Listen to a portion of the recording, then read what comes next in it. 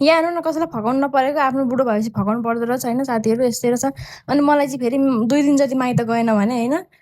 के भएन जस्तो चुर्न परे जस्तो हुन्छ क्या नजिकै भएर पनि होला टाढा भएको भए त खोजान्थ्यो होला दिने पछि अनि हामी चाहिँ लाग्यौँ माइततिर अनि हिजो एउटा आन्टीले के भन्नुहुन्थ्यो भने क्या आफ्नो छोराछोरीले बाबुआमालाई चाहिँ कहिले बुढो नदेख्ने रहेछन् भनेर भन्नुहुन्थ्यो क्या अब बुढो त कहाँबाट छ माइत गयो कि मम्मीले पकाएको खान मन लाग्छ मम्मीलाई देखेपछि कामै गर्न मन लाग्दैन जति नि जेसुकै भए पनि अनि जहाँ गएर नलागेपछि के चाहिँ गर्नु त बुढो देखेर नि भएको छैन अनि हेर्नु नि हामी पुग्यौँ अनि यो चाहिँ मेरो भाइ हो होइन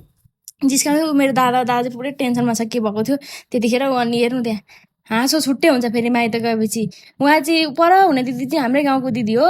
अनि बाबा अर्कोतिरबाट च्याउँदै हुनुहुन्छ हेरौँ न अनि मम्मीले चिया पकाएर ल्याएर दिइहाल्नु भयो अनि यही खाना त गएको नि होइन अनि हामी पनि मस्त बसेर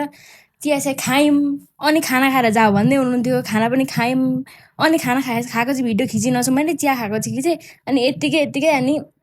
हामी खाना खाएर घर फर्त्यौँ धन्यवाद।